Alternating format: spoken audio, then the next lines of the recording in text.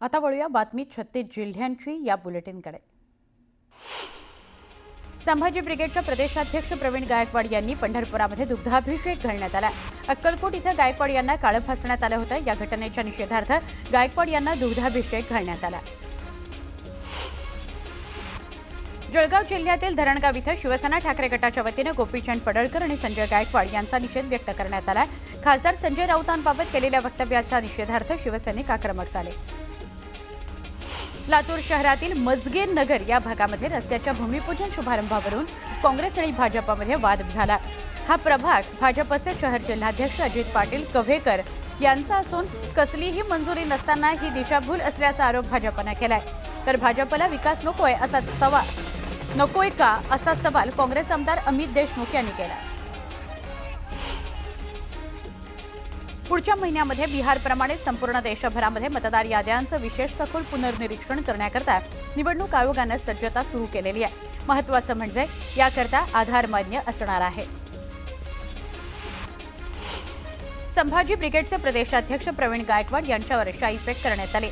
छत्रपती संभाजी महाराजांचा एकेरी उल्लेख केल्यानं अक्कलकोटमध्ये शिवधर्म फाउंडेशनच्या वतीनं प्रवीण गायकवाड यांचा निषेध करण्यात आला। प्रवीण गायकवाड यांच्यावर हल्ला करणारा दीपक काटे भाजपचा पदाधिकारी असल्याची माहिती मिळते। शिवधर्म फाउंडेशनचा संस्थापक असलेला दीपक काटे हा भारतीय जनता पक्षाचा पदाधिकारी देखील आहे।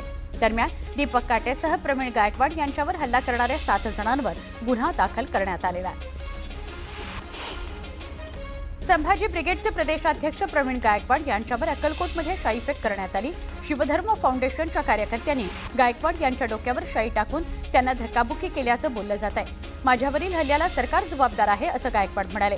दरम्यान हल्ल्यानंतर शरद पवारांनीही फोन करून गायकवाड यांची विचारपूस केली।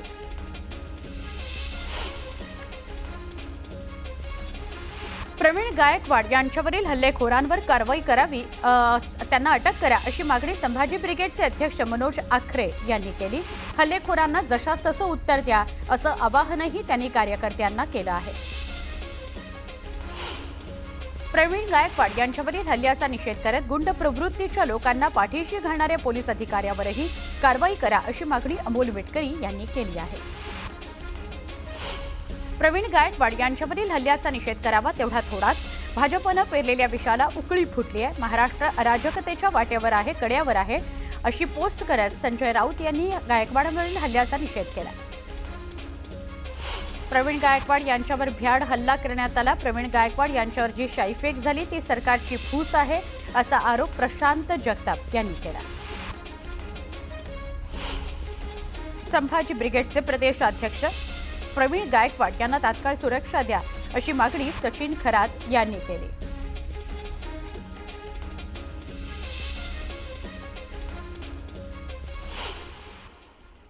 एक महत्त्वाची बातमी आहे। नागपुरामध्ये एमडी ड्रग्ज तस्करी प्रकरणात माजी नगरसेवकाच्या मुलाला अटक करण्यात आलेली आहे।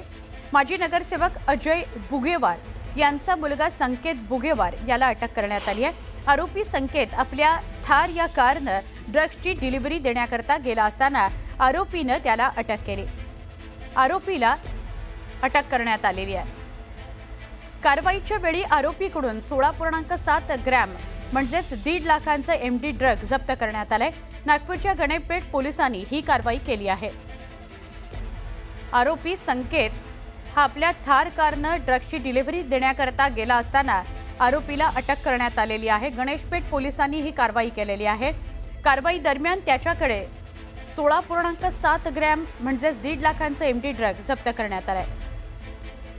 माजी नगरसेवकाच्या मुलाला अटक करण्यात आलेली आहे। हाच तो माजी नगरसेवक अजय बुगेवार यांचा मुलगा।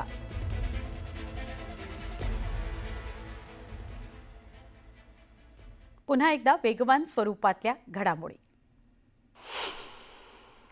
राज्य सरकारच्या निर्देशांनुसार सगळ्या कबूतरखाने बंद करण्याची कारवाई मुंबई महापालिकेने विभाग स्तरावर सुरू केलेली आहे।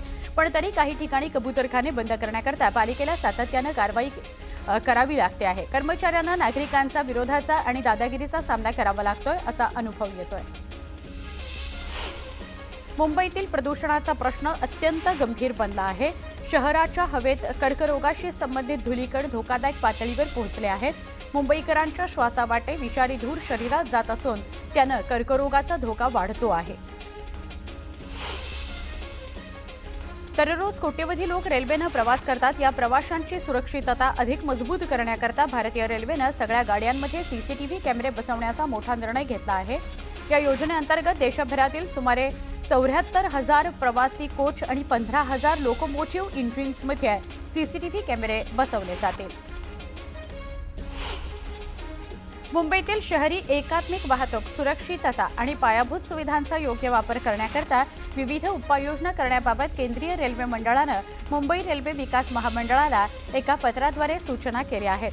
मुंबई लोकल आणि मुंबई मेट्रो यांचं एकत्रीकरण करणं, शक्य तिथे पादचारी पूल किंवा रेल्वे स्थानकं उभारणं आणि मेट्रो यांना जोडणी देणं अशा सूचनांचा यात समावेश आहे. लोकल रेल्वे स्थानकांवरील प्रवाशांची ओळख पटवण्याकरता फेस रिकग्निशन प्रणाली बसवण्यात येते. यात पश्चिम रेल्वेच्या मुंबई उपनगरीय स्थानकांवर ही प्रणाली बसवण्याचं काम जवळपास पूर्ण झालेलं असलं तरी मध्य रेल्वेच्या स्थानकांवर मात्र ते अजूनही अपूर्ण अवस्थेत आहे. भारतीय बनावटीचे कॅमेरे उपलब्ध होत नसल्यानं हे काम रखडलेलं आहे. संरेखनामध्ये बदल करून पुणे नाशिक औद्योगिक महामार्ग सेमी हायस्पीड रेल्वेला समांतर नेता येईल का या दृष्टीनं अहवाल तयार करण्याचे निर्देश राज्य सरकारनं दिले होते. मात्र रेल्वेला समांतर औद्योगिक महामार्ग नेणं तांत्रिक आणि आर्थिकदृष्ट्या अव्यवहार्य असल्याचं राज्य रस्ते विकास महामंडळानं अहवालामध्ये नमूद केलं आहे. कोकण रेल्वेच्या मार्गावर प्रवाशांची वाढती गर्दी लक्षात घेऊन प्रशासनानं आता मडगाव सावंतवाडी रोड मडगाव पॅसेंजर आणि सावंतवाडी रोड दिवा सावंतवाडी रोड एक्सप्रेस या 2 गाड्यांमध्ये एक 3 tier AC इकॉनॉमी डबा कायमस्वरूपी वाढवण्याचा निर्णय घेतलाय. याची अंमलबजावणी 15 जुलैपासून टप्प्याटप्प्यानं होणार आहे. सार्वजनिक गणेशोत्सव मंडळांनी गणेशोत्सव साजरा करताना कोणती काळजी घ्यावी, आपत्ती उद्भवू नये याकरता कशी खबरदारी घ्यावी, आपत्ती उद्भवलीच तर आपत्कालीन व्यवस्थापन कसं करावं याबाबत महापालिकेच्या आपत्ती व्यवस्थापन विभागाकडून गणेशोत्सव मंडळातील स्वयंसेवकांना एकदिवसीय प्रशिक्षण देण्यात येणार आहे. या उपक्रमाकरता पालिकेच्या प्रत्येक विभाग कार्यालयाकडून सार्वजनिक गणेशोत्सव मंडळांशी समन्वय साधण्यात येणार आहे. धारावीतील रहिवाशांचे मिठागरांच्या जागेवर कोणत्याही परिस्थितीत पुनर्वसन होऊ देणार नाही असा इशारा मुलुंडवासियांनी दिला आहे. याकरता जनआंदोलन आणखी तीव्र होण्याबरोबरच उच्च न्यायालयाच्या निर्णयाला सर्वोच्च न्यायालयाचं आव्हान देण्याची तयारीही सुरू आहे. जगभरातील राजकीय आणि व्यापारी जोखीम कमी झाल्या तर मध्यावधी सोन्याच्या किमती कमी होऊ शकतात असं अहवालातून समोर आलं आहे. जर अमेरिकन डॉलर आणि ट्रेझरी फील्ड वाढलं तर सोन्याच्या किमतीत आणखी घट होण्याची शक्यता आहे. दुष्काळ आणि किडीच्या प्रादुर्भावामुळे नारळाच्या उत्पादनामध्ये 40% घट झालेली आहे. परिणामी खोबरेल तेलाच्या किमतीत तब्बल 3 पटीनं वाढ झालेली आहे. या तेलाचा घाऊक बाजारातील दर प्रति किलो 130 रुपयांवरून 400 रुपयांवर पोहोचला आहे. राज्यातील 2री ते 8वी पर्यंतच्या सगळ्या विद्यार्थ्यांची पायाभूत चाचणी 6 ते 8 ऑगस्ट दरम्यान होणार आहे. राज्य शिक्षण आणि संशोधन प्रशिक्षण परिषदेनं याचं वेळापत्रक जाहीर केलं आहे. मुलांमध्ये लठ्ठपणा आणि टाईप 2 मधुमेहाच्या वाढत्या प्रमाणावर नियंत्रण मिळवण्याकरता महाराष्ट्र राज्य माध्यमिक आणि उच्च माध्यमिक शिक्षण मंडळानं सगळ्या शाळांना शुगर बोर्ड लावण्याचे आदेश दिले आहेत. ही मोहीम राष्ट्रीय बालहक्क संरक्षण आयोगाच्या सूचनेनंतर राबवली जाणार आहे. विविध राज्यांमध्ये विशेष PMLA न्यायालयाच्या अलीकडील अधिसूचनेमुळे मनी लॉन्ड्रिंग प्रकरणाच्या खटल्यांना लक्षणीय गती मिळणार आहे अशी माहिती ईडीनं दिली आहे. वयाच्या 60 नंतर होणारे हृदयविकार 30 ते 40 वयोगटातील तरुणांना जडलेले असतात. त्यामुळे हृदयविकार तज्ज्ञांनी 30 ते 35 वयात हृदयाची तपासणी करून घेण्याचं आवाहन केलं गेलंय. थकीत मालमत्ता करावर पालिका चक्रवाढ व्याज लावते. त्यातून शहरवासियांची सुटका करण्याकरता प्रशासनानं 95% व्याजमाफीची योजना आणलेली आहे. त्याचा लाभ सगळ्यांनी घ्यावा. याकरता आता पालिकेनं थकीत मालमत्ता कर वसुली शिबिराचं आयोजन केलं आहे. एक मोठी बातमी बघूया. सरकारच्या कर धोरणांविरोधात इंडियन हॉटेल अँड रेस्टॉरंट असोसिएशननं 14 जुलैला म्हणजे आजच्या दिवशी बंद पुकारलेला आहे। त्यामुळे सोमवारी राज्यातील सगळ्या परमिट रूम आणि बार्स पूर्णपणे बंद राहणार आहेत। यामुळे राज्याच्या महसुलावर याचा परिणाम होणारच आहे। उत्पादन शुल्कात केलेल्या तब्बल 60% वाढीविरोधात तसंच इंडियन मेड फॉरेन लिकरच्या FL3 आउटलेटवरील विक्रीवर 10% वॅट लावणं,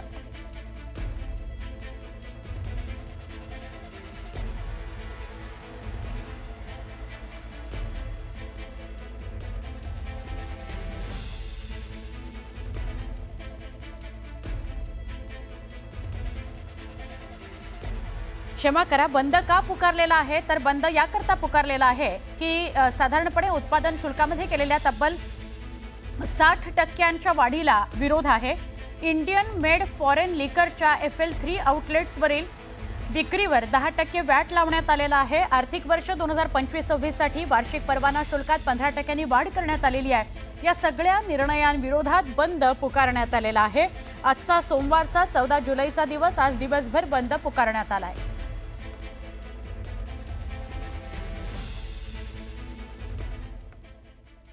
पुन्हा आपण वेगवान स्वरूपात त्या बातम्यांकडे वळतोय। श्री साईबाबांच्या जीवनकार्याची महती आणि श्री साईबाबा संस्थांच्या विविध सेवा कार्याचा प्रचार प्रसार करण्याकरता आता अत्याधुनिक डिजिटल माध्यमातून अधिक प्रभावीपणे जगभर पोहोचणार आहे।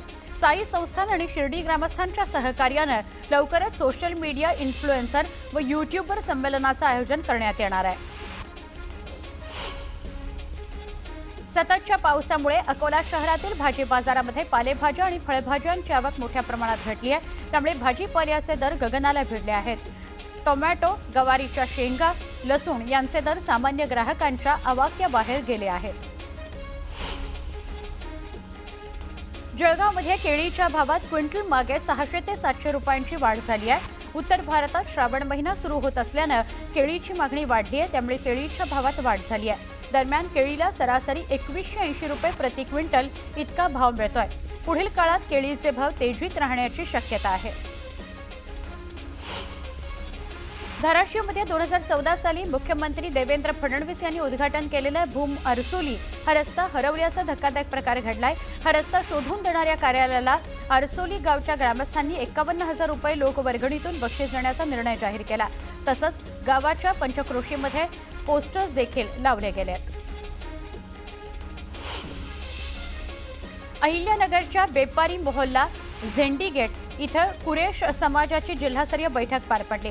या बैठकीमध्ये समाजाने एकमुखाने निर्णय घेत शेतकऱ्यांकडून भाकड आणि कायद्याने परवानगी असलेली जनावरे खरेदी विक्रीचा व्यवसाय बेमुदत बंद करण्याचं जाहीर केलेलं आहे। नाशिक जिल्ह्यामध्ये पावसाने विश्रांती घेतल्याने जायकवाडी धरणातील पाण्याची आवक कमी झाली आहे। धरणातील पाणी साठा 75.42% गेलेला आहे। रायगड जिल्ह्यातील निजामपूर ग्रामपंचायतीचं नामकरण किल्ले रायगडवाडी ग्रामपंचायत म्हणून करण्यावर आता शिक्कामोर्तब झालेलं आहे। रायगड किल्ल्यावरील दौऱ्यादरम्यान भाजपचे आमदार गोपीचंद पडळकर यांनी अशी खंत व्यक्त केली होती आणि त्यानंतर शासकीय स्तरावर या कामाला वेग आला। आज ही विशेष ग्रामसभा पार पडली। निजामपूर ग्रामपंचायत हे नाव बदललं गेलं आणि रायगडवाडी ग्रुप ग्रामपंचायत हे नाव द्यायचं या नामकरण करण्याचा निर्णय ग्रामस्थांकडून घेण्यात आला।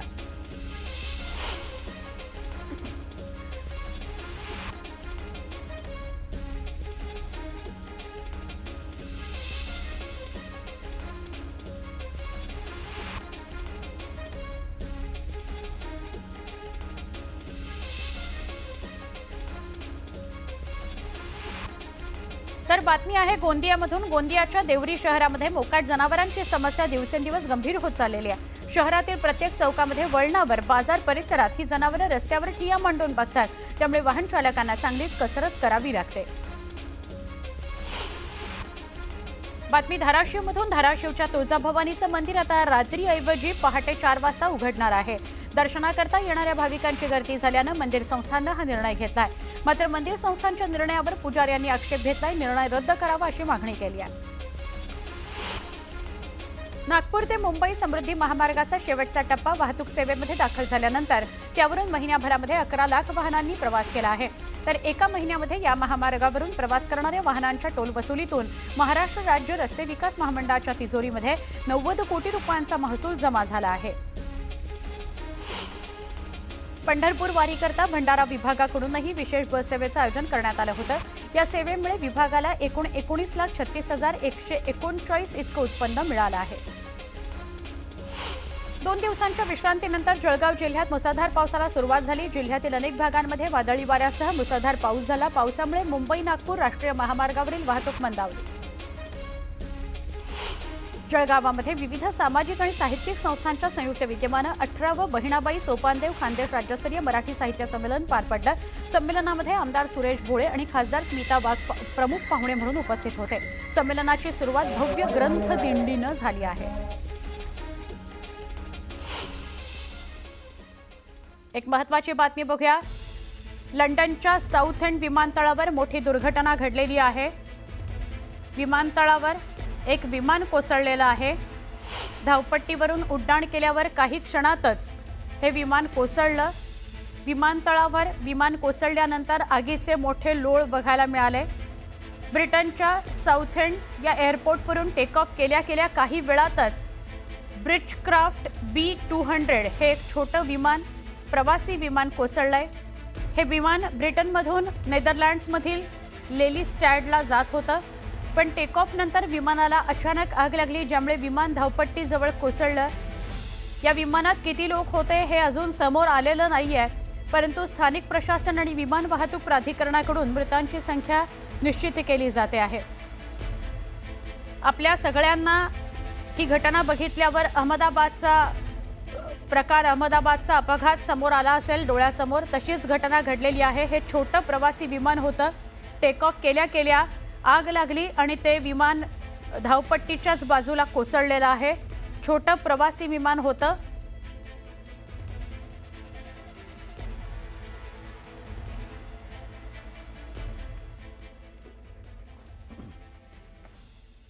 पुन्हा एकदा आपण वेगवान स्वरूपातल्या बातम्या बघूयात। केंद्र सरकारनं प्रधानमंत्री जीवन ज्योती विमा योजनेअंतर्गत विमा संरक्षण 2 लाखांवरून 4 लाखांपर्यंत दुप्पट करण्याचा प्रस्ताव मांडला आहे, परंतु वित्त मंत्रालयातील एका वरिष्ठ अधिकाऱ्यानं सांगितलं की हा प्रस्ताव अद्याप विचाराधीन आहे। ही योजना लाखो लोकांना परवडणाऱ्या दरात जीवन विमा उपलब्ध करून देते। रत्नागिरी जिल्ह्यातल्या हर्णे समुद्रामध्ये अवैध मासेमारी सुरू आहे। महाराष्ट्र शासनानं मासेमारीला बंदी घातलेली असताना हर्णे बंदरासमोर नियमांची सर्रास पायमल्ली केली जाते। स्थानिक मच्छीमारांमध्ये संतापाची लाट आहे। नियम फक्त आमच्यासाठीच का असा सवाल उपस्थित करत स्थानिक कारवाईची मागणी करतायत। अतिवृष्टी शेतजमीन खरडून जाणं, पिकं पाण्याखाली गेली, यामुळे अमरावती विभागातील बुलडाणा, अकोला, वाशिम, यवतमाळ या जिल्ह्यात 17,000 हेक्टरहून जास्त क्षेत्रावर दुबार पेरणीचं संकट निर्माण झालंय। भंडारा, गोंदिया, पालघर, रायगड, गडचिरोली या भागात भात रोपांची लागवडही रखडली आहे। ॲग्रीस्टॅक योजनेअंतर्गत देशभरामध्ये शेतकऱ्यांना ओळख क्रमांक देण्याचं काम सुरू आहे। राज्यात रविवार अखेर 95,85,501 शेतकऱ्यांना शेतकरी ओळख क्रमांक मिळाला आहे। शेतकऱ्यांना ओळख क्रमांक देण्यात उत्तर प्रदेशनंतर महाराष्ट्र दुसऱ्या क्रमांकावर आहे। अहमदाबाद हावडा एक्सप्रेसमध्ये गुन्हेगारी प्रवृत्तीच्या असलेल्या युवकानं विना तिकीट रेल्वे चढत आरक्षित डब्यात जागेवरून प्रवाशांसोबत वाद घातला। वाद घालत थेट प्रवाशाच्या मानेवर ब्लेडनं वार करून जखमी करण्यात आलं। या प्रकरणी वर्धा रेल्वे पोलिसांनी आरोपीला ताब्यात घेत गुन्हा दाखल केलेला आहे। भंडाऱ्याच्या रामटेक महामार्गावरील भरधाव ट्रॅक्टरचं स्टीअरिंग अचानक लॉक झाल्यामुळे चालकाचं वाहनावरील नियंत्रण सुटून ट्रॅक्टर महामार्गालगत असलेल्या एका चहाच्या टपरीत शिरला। या अपघातामध्ये चहा टपरीत उभा असलेल्या एका तरुणासह ट्रॅक्टर चालक गंभीर जखमी झालेला आहे।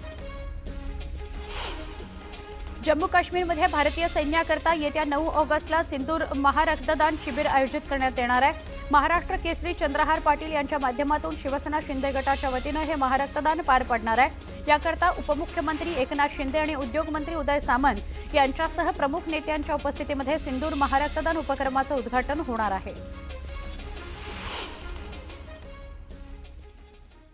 महत्त्वाची बातमी बघूयात। एक देवाभाऊ आहेत ज्यांच्याकडे सगळं काही आहे तरी सुद्धा फोडाफोडी करतायत, अशा शब्दात उद्धव ठाकरे यांनी मुख्यमंत्री देवेंद्र फडणवीस यांच्यावर टीका केलेली आहे। नाशिकचे देवाभाऊ वाघमारे यांनी आज ठाकरेंच्या शिवसेनेमध्ये प्रवेश केला। मातोश्रीवर झालेल्या वाघमारेंच्या पक्षप्रवेशावेळी उद्धव ठाकरेंनी देवाभाऊ या शब्दावरून कोठी केलेली आहे।